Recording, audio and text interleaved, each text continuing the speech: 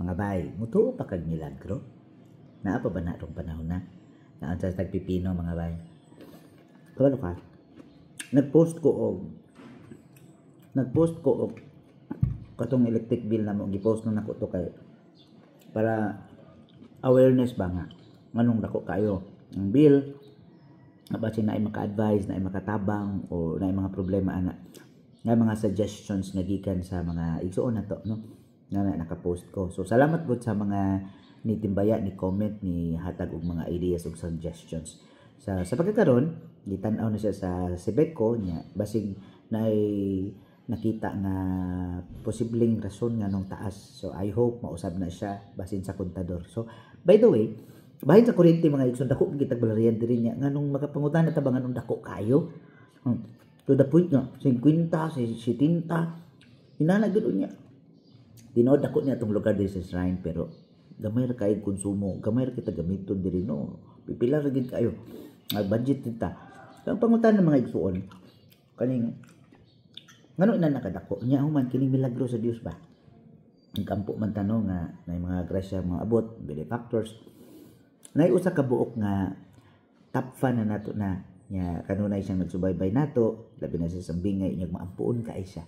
Unya siya pag-ampo, giapil niya ang prayer nga intention sa ato ang intention diri dito ko sa kalisod. Unya kanang inaot makatabang siya, gusto siya makatabang. Ug wa daw mga igsuon no.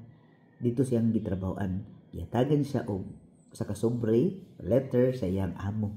Unya human itagaan dai siya og bonus. Katong bonus wala niya dama kay wa man siya nagtrabaho, nag-break man siya. So para niya mao na ang tubag sa iyang mga pag-ampo. It is a grace nga gihimo siyang instrumento sa Ginoo nga makatabang nato dinhi. So iyang gipadala ang iyang bonus sa atoa. So medyo kuan pud no kanang dako-dako sa mga 15,000 diri sa Philippine money. So dako na siya nga tabang para nato. Salamat kaayo kanimo dili lang siya magpasulti sa iyang pangan. Pero kana bitang pagka matinud-anon ug pagka manggihatagon bisan og kanang naay grasyang naabot nimo nagtuo ka nga imuha pero dili di ay pero didto dai gigamit lang ta as instrument nya mao na nga ang usay grasya nga dili wa to gi-expect nga abot nga sobra-sobra dili dai na para ato pero ihatag na sa mga mas nangangailangan ug mo nay gusto sa Ginoo nato. Salamat kanimo ha, you know who you are. Di lang nako isulti ang pangan o unsa ka o identity o unsa. Pero salamat kaayo kanimo sister. Salamat sa imong kaayo o pagkatinud-anay gyud nga pagka maghihatagon. Kay bisan og lisod, bisan apiki, bisan naay mga trials, still you always pray for us. You always kanang offer prayer intentions. So salamat kay hinaot ta no, makahatag ning inspiration nga kung naa day tay daghang grasya nga nadawat. Kung sobra-sobra na, dili na ato. Pasabot na, gamito na para sa uban. So, manghatag yun ta para makatabang ta. So, mga bay, I hope na pa niya mga daghan kay nagtanaw nato nga ma-inspire sa pagkamanggihatagon. And you know, this person nga nihatag na ni siya sakit. Pero, iyang gi-offer ang iyang kaugalingon sa pagpanilbi, pag-share sa iyang time sa usa ka convent. Tabang siya sa mga pari. Nagsilbi siya sa mga pari. Kanya, nag-atiman. Salamat kaayo. So, inspiring kaayo ang imong istorya, no? Hinaot ang Dios o si Mama Mary.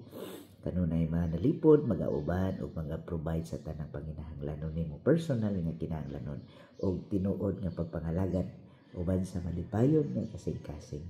Mga bay, hinaot ka. Bisag hamubo lang ni akong istorya kabahin sa pag-share sa nindot kaayo nga very inspiring story mga unsa tag budget kanton pero mo biya ni amo ang kanang giandam adtong para bagyo just in case kinaon siya nya anugon man siya di makaon so kaunon nato ni kay kaon man ni siya nya gutom na bitaw kaayo nya mo koy pagkaon na sa tayo no dili gini siya inana ka healthy nga food kay carbs man ni siya nya bawal ni sa ako pero kaon lang kita para lang karon nga makuanta sa atong kagutom kay nahurot na taon ang akong pipino. Ngayon ta mga bay, salamat. Para sa itlog. Mga bahay, salamat kayo sa inyong suporta. Follow, like, and subscribe.